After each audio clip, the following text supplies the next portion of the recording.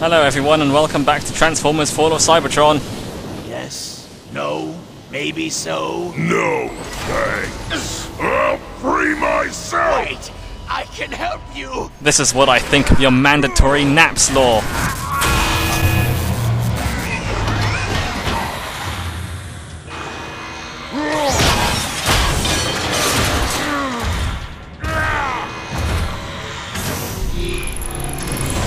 Nothing feels right. Hard to think.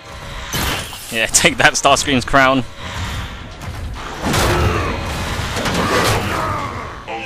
Test subject is mobile. Not only is he mobile, he's mad as hell. Escaped! Must find my team. Here's Johnny! Call for reinforcements! None of these guys even attack you, they just kind of stand there cowering. Where are my teammates? I don't want to get deactivated! Useless!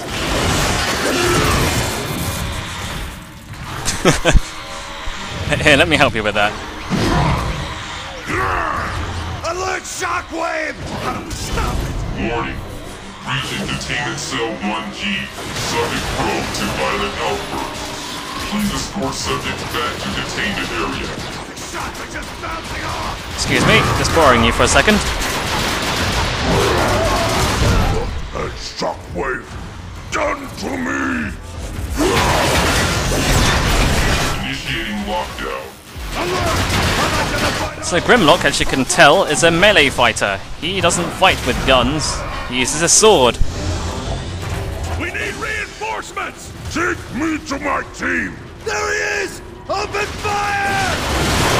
So yeah, basically, you can just use the fire button and he'll swing a sword. You can do like a 4-hit combo, and you can move the directional buttons to sort of direct where you're swinging.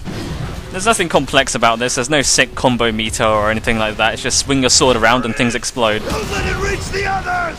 Others is my team. He's a melee fighter, so he controls kinda similarly to Bruticus. You can bring up the shield, it's the same button. You can shield bash if you attack while the shield's up. If you right click, you can pick up enemies and then throw them at people.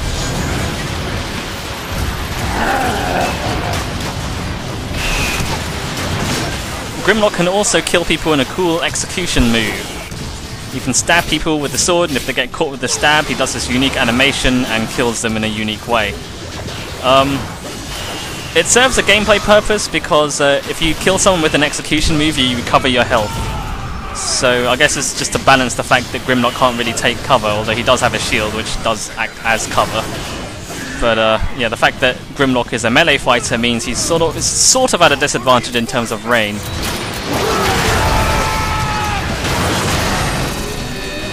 Although, even though he's a bit lacking in range, he's definitely got advantages in many other areas. He's got tons of health, he's got a shield, he's got a big sword, and he's also like 3 times the size of a normal soldier.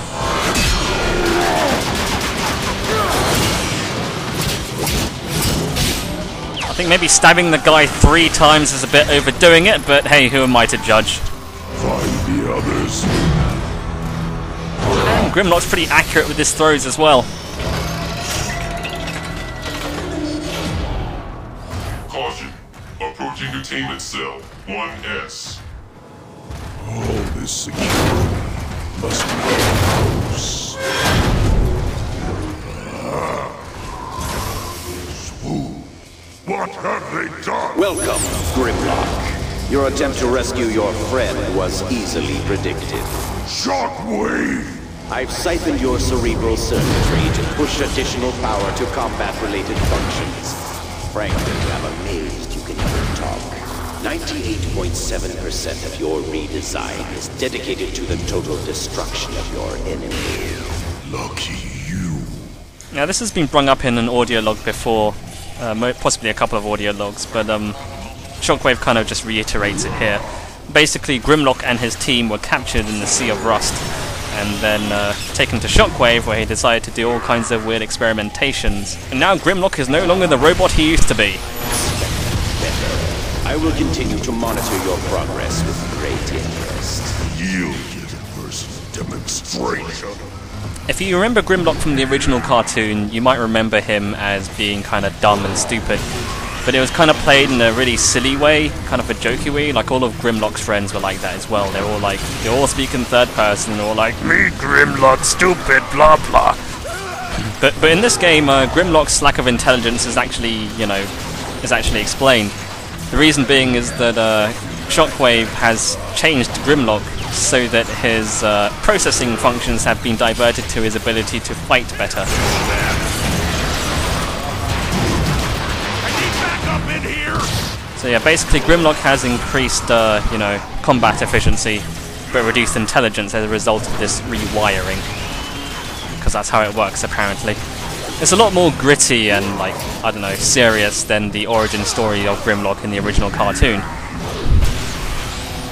Also a cool fact is that Grimlock in this game is voiced by Greg Berger, who was also the voice of Grimlock in the original cartoon in the 1980s. Don't let him free his teammates. I've also been informed that the voice actor who voices Grimlock here also voices Jecht, Tidus' dad from Final Fantasy X, which amuses me to no end. There's one thing I really like about the Grimlock sections is that they accurately portray what it's like to be a schoolyard bully. If you've always been picked on and wondered what it was like to be in their shoes, well, here's your chance to find out.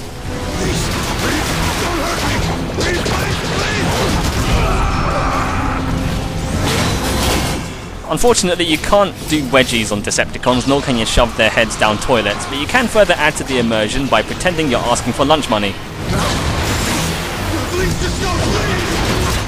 But I really do appreciate the attention to detail for, the lines when you pick up enemy soldiers. Give up! Give up! I give up! Oh, come on, that totally hit the rocket launcher guy. I'll just have to use the barrel. Grimlock? You still function. Grimlock! Get me out of this thing! How? I saw the guards trigger 2 switches in unison to lock me in! Now, Swoop tells me to hit the switches in unison, but that's actually not what you're supposed to do. You're just supposed to hit both switches. I mean, I tried hitting them at the same time, but it doesn't seem possible, considering that if you stand here and throw a barrel, it doesn't quite reach. So you can just hit it and run over. Now hit the other one! Yeah, I got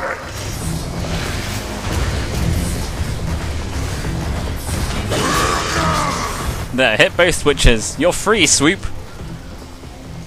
You're free, Swoop. Oh, there's another switch. You should have mentioned there were 3 switches. Security deactivated.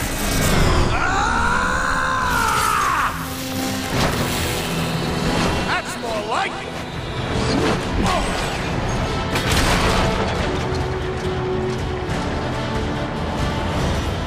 How'd you do that? Don't know, but I like it.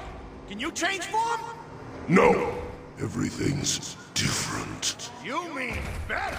Just different. Need to find the others. So, where do we start? Don't know. Start looking. Yeah, as Grimlock says, we can't transform yet. We're stuck in robot mode for the time being. Lab report 1164.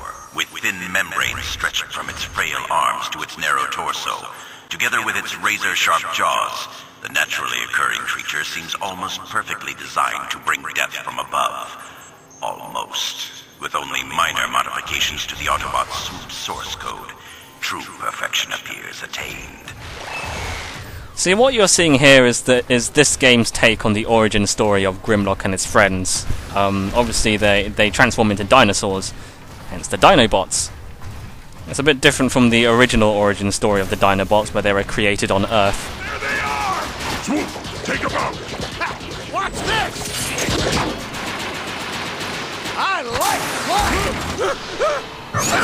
I like flying, he says as he murders a man in cold blood. Alert. Alert. Approaching Dissection Lab 7B.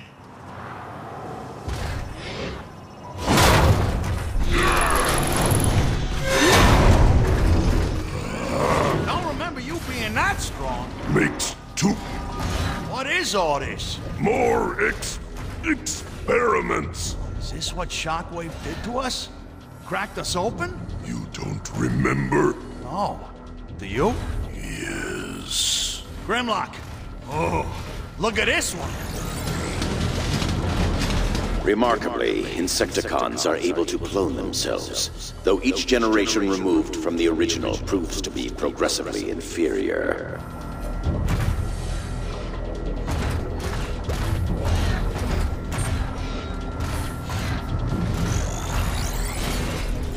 It's escaped! Call for reinforcements! Swoop! Look at him run! Serves him right. As Cybertron's core continues to shut down, more and more subterranean life forms have surfaced looking for Energon. These Insecticons come in many variations. This one is but a simple drone. My research has revealed Insecticons have the capacity to ingest 95% of known matter and reshape it to a crude form of their choosing. Though they cannot sustain themselves through this process, it allows them to build structures of massive proportions. By far the most dangerous Insecticon, Sharpshot, enjoys torturing his prey with electricity.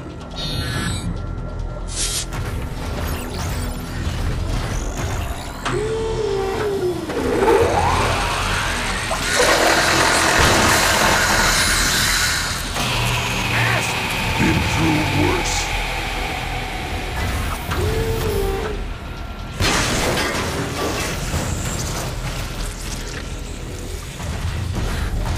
Insecticons communicate on a specific ultrasonic frequency. I have found I can manipulate 85.7% of their species through this method.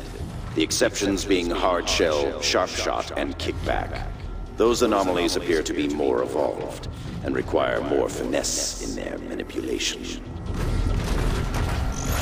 My research indicates Kickback may be another one of the original Insecticons. His mind and thought processes have proven psychotic and unpredictable. Looking to improve upon their simple design, I've augmented the strength of select Insecticon swarmers. I call this new breed Bruisers. For the longest time, I thought the Insecticons in this game were created in a similar way to Grimlock and the Dinobots, in that they were created using data from Earth insects. Turns out I was wrong. They're actually just a native species to Cybertron. How about that? Hardshell prefers advanced combat strategy and weaponry, as opposed to relying on his natural instinct. He is a most dangerous adversary. Grimlock, this room. I was in a room like this with Slug. Slug, where is he? Think I remember. Follow me. Hurry! We just saw the Insecticon Hardshell. In the original cartoon, he was called Bombshell. His name had to be changed for licensing reasons. We got new bodies. Need a new name. Lightning Strike Coalition Force never sounded right. We probably have quite a few Energon shards by now, so let's upgrade at the Teletran store. Grimlock reformat. Incompatible with Teletran. How can you call this a free market when you discriminate against your consumer base? How dare you! But yeah, poor old Grimlock can't use Teletran machines anymore. Woe is him! No longer will he be able to buy his favourite beverage. Shockwave's log. Inspired by my enhancements on the Autobots, I have decided to create a few upgrades for my personal arsenal. When finished, this gun could generate power to rival even Megatron. Now, those that know Shockwave in the original cartoon knows that one of his defining characteristics was that he had a giant gun cannon attached to his arm. And that little thing was just basically explaining the origins of that cannon, I suppose. It's a bit of a weird thing to introduce in this game, though, considering most enemies could turn their hands into guns, but... To introduce Hardshell. He should prove a most formidable opponent with which to test you. Wait, what's this? Could it be a boss fight? Grimlock, I got an idea. Where are you going? Grab that fuel pod. Now throw it at him. Nice shot. Oh, that's it. That's the entire fight. Just throw barrels at Hardshell and then make him explode. Fuel pod. That's the entire fight. I just thought I'd point out that this is kind of the first boss fight you've had in the entire game. It's a bit different from War for Cybertron, where you had like a boss fight at the end of every chapter. But now it's much more reserved. Grimlock, we got And of course, the entire time you have Swoop yelling really obvious advice at you. Just gotta dodge, roll, and shield. That's how you stay safe.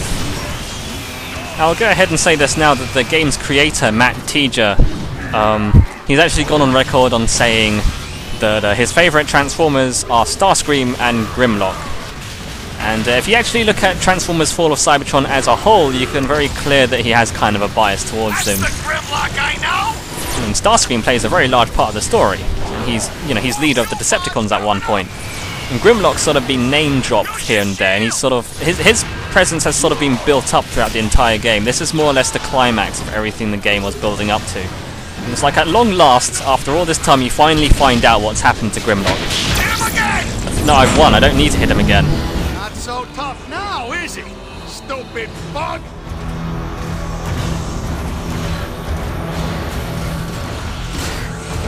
Hard shell! Stop squirming!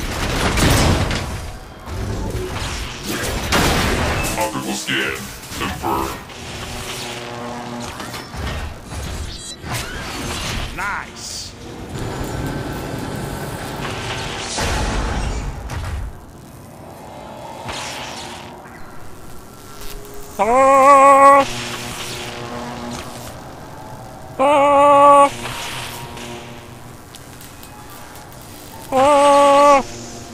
Okay, I'll stop. Come on, Grimlock! I think Slug's this way! Swoop! You triggered the shield! Stop whining! Hit the trigger with me! We can disable it long enough to get through! Alright now, on 3. 1, 2, 3! Shields are coming down! Get ready! Move it, Grimlock! Gotta go fast! Whoops, I fucked up. Well, if you fall down here, there's another audio log, so you might as well pick it up. Last one in the level. But there's just about enough of these Insecticons. Shockwave thinks of them as his pets. And he Wait a minute. I know this audio log. We've heard this exact same audio log back in Chapter 5 when we were playing as Jazz. It was next to the hidden room with the dancing Carlton robot. I guess we don't need to listen to it again. Sorry, boss. You know the drill. Alright now, on 3. 1, 2, 3! Shields are coming down! Get ready! Go!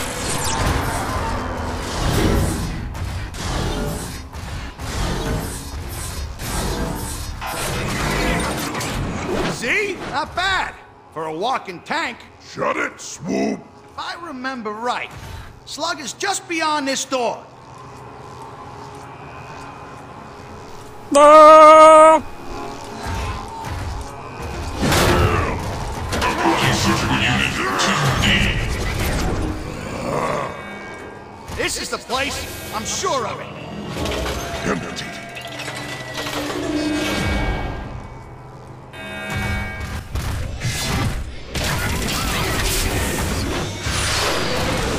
Place is a mess. Maybe Slug escaped. Maybe. Grimlock, something big tunneled through the bottom here.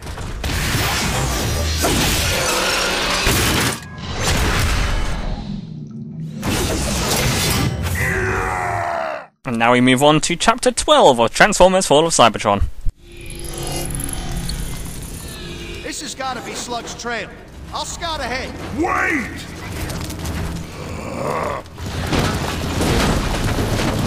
Grimlock, you all right? Let's split up. We'll find Slug faster. But Grimlock! That's an order. Go! You see, this part of the game where you're playing as Grimlock is kind of unique. You're playing as a guy with a sword. It's not a third-person shooter.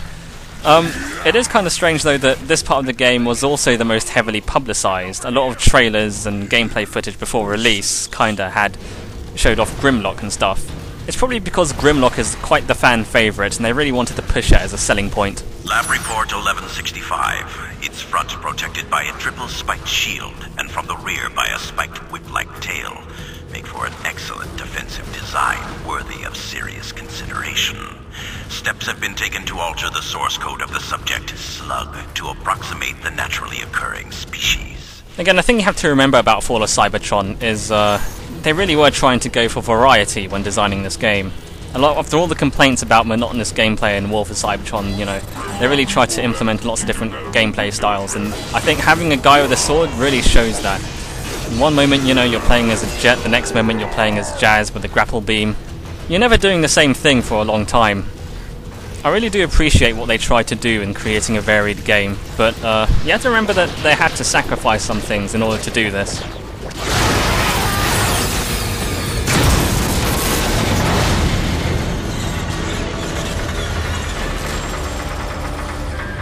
Insecticons. Now here's the thing, it's all well and good having varied gameplay, but ultimately when you do that you have to sacrifice depth. Mixing up the gameplay is great, but if you pile on too many things onto the player they can become overwhelmed. I used the earlier example of Jazz's grapple beam, that it was originally a lot more complex than it was. The same goes for the Grimlock sections. While it is really cool to go around hitting things with your sword, after a while you realise there's not really a whole lot of depth to it. You just basically mash the fire button and hit things. That report 1162. Source code of Autobot, Bruiser, combined with a large shell-backed creature with 6 spiny legs. The natural curves of the creature's exoskeleton are stunning in their elegance. Together with a seemingly innate attack instinct, this hybrid species should prove formidable indeed. Ugh, I don't know what Shockwave sees in these Insecticons. Just bugs me is all.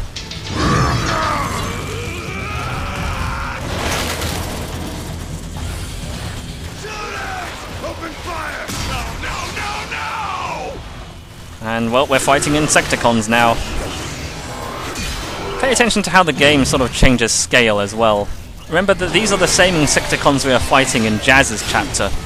And now, we're fighting them as Grimlock. Grimlock's like 3 times the size of like a normal Autobot, and he's towering over all these tiny bugs. It's insane. Pods hatching. Now there is actually a little hidden Easter egg in this part. On the walls you might notice there are these electrified wires. If you throw an Insecticon at these wires, you'll disable the electricity coming from them. Wow, I'm nearly dead. But to stab a guy. Yep, for stabbing a guy just gives you all your health back. Okay, so I'm going to pick him up and throw him at the wires. Now, there's a bunch of these wires hidden around the level, and you have to throw Insecticons at all of them to find the Easter egg, so I'm just going to be doing that. Just thought I'd mention that, in case you're wondering what the hell I'm doing, or why I'm being so bad at the game and getting hit so much. And there's another thing I want to talk about regarding Grimlock. Matt Teeger, the game's director, really likes the Dinobots. I mentioned before that, you know, his 2 favourite Transformers are Starscream and Grimlock. So he really wanted the Dinobots to be in this game. There was a bit of a problem though, in that Hasbro didn't really have any plans for the Dinobots. If you remember, Fall of Cybertron is part of the aligned continuity, which means it has to tie in with all the other Transformers series, TV shows and comic books that were in the same continuity. And Hasbro didn't really have any kind of intention of including the Dinobots in that continuity.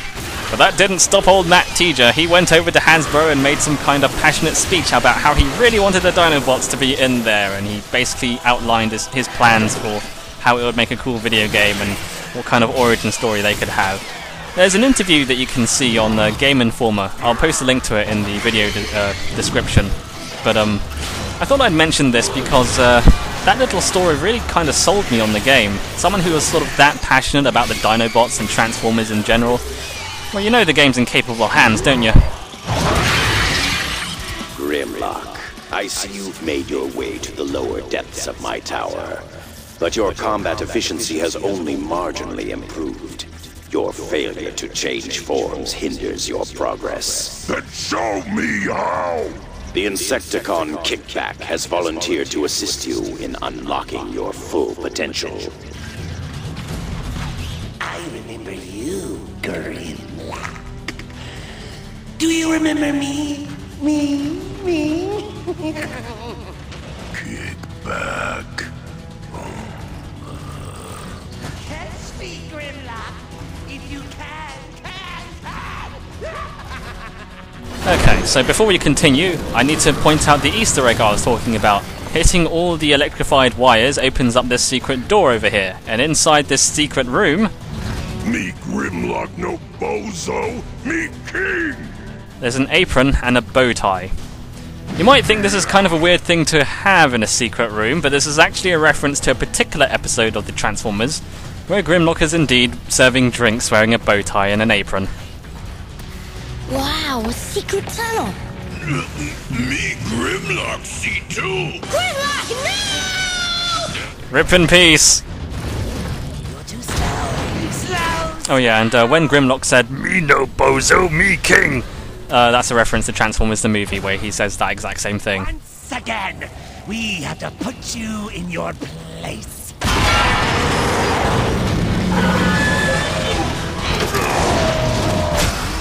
Look, Grimlock. It's as big and tough as you. Crush you! So if you've been paying attention to those audio logs, this is the Insecticon Bruiser. It is a big giant guy who charges at you and hits a wall and gets confused while you hit his butt. He is only vulnerable to the back. He's a bit like the Leapers, I suppose, except he doesn't leap, he just charges at you. You can block the attacks, but he doesn't get stunned if you do that. Like, he'll hit it, but he'll just recover and just turn around and face you again. Gotta make him hit a wall for him to get stunned. I just failed at dodging that time. Yeah, the Bruiser has quite a lot of health, so you have to just hit his asshole quite a few times. Like, literally make him butt hurt.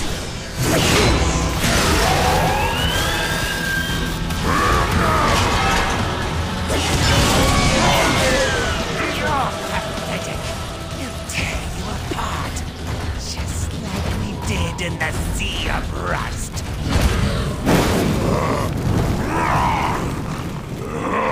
Don't make me angry. You don't want to see me when I'm angry. Why, when I'm angry, orange stink lines come out of me. And also I turn into a dinosaur for some reason.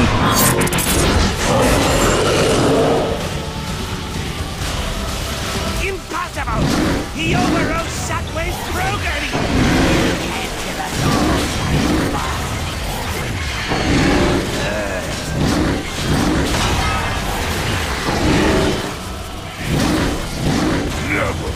Never give up!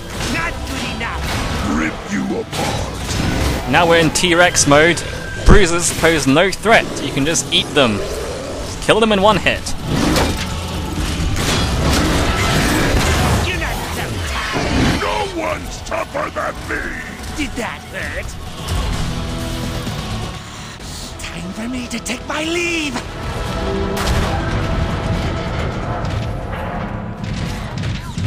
Excuse me. Slug, you look terrible. I feel terrible. Shockwave really messed me up inside. But I'll survive. Me too. I'll help you up, boss. Just give me your hand. Pull me up! Where is Sludge? He didn't even make it out of the caves. Snarl? Last I heard, Shockwave carted him off for extensive testing. Shockwave.